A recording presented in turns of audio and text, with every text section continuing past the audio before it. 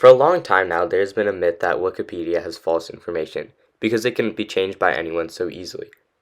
Although that was true in the early years of development, in recent times with all false information filtered out quickly, Wikipedia has become a more reliable source.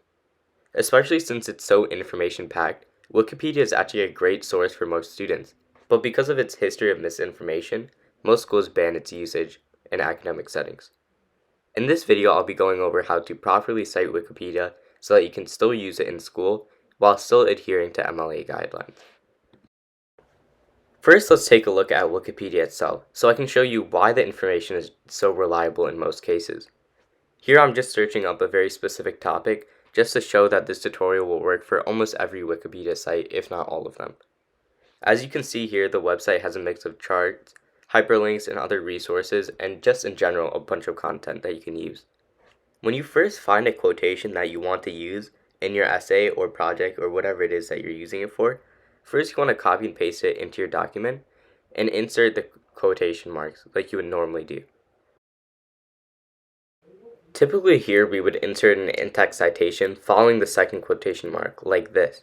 But since teachers these days are picky, we're actually going to be citing the direct source where Wikipedia got the information from. I know it sounds sort of contradictory, but the most efficient way to cite information that you get from Wikipedia is actually to not cite Wikipedia at all. If we go back to the Wikipedia page, we can see that next to the quotation is a superscript, which tells us that Wikipedia got the information from this source. In order to cite it, we'll just simply copy and paste this, or if we want to find more information directly relating to this quote, we can click the link that's attached to it and scroll through the document. In some cases, the website will actually be closed, but you can simply look at other superscripts to find the similar information. And additionally, all this information will be in the works cited at the bottom of the Wikipedia page. Once we find a quotation that we like that is similar to the information we found on the Wikipedia page itself, we can just copy and paste that link of the direct source into a citation creator. Right here I'm using EasyBib, which is a free website, but some other free ones are Citation Machine and BibMe, which will create a bibliography for you.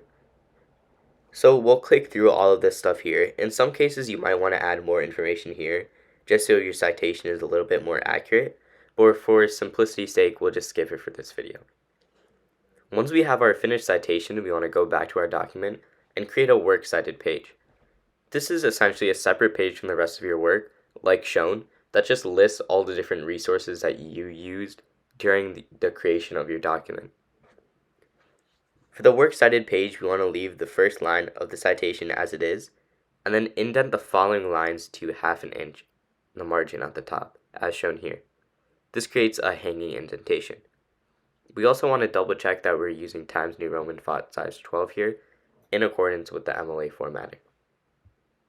After we properly format our citation, we want to go back to the quote that we want to implement and create an in-text citation. To do this, we put the first part of our citation inside parentheses and follow it with a period. That way it's understood that that specific quote came from that source. If you want to edit the quotation or paraphrase in any way, you can go ahead and remove the quotation marks because they're not needed around the data. But otherwise, if you directly copy and paste it, you want to make sure that those quotation marks are in there on both sides. With that, you have now successfully cited the information you found off Wikipedia.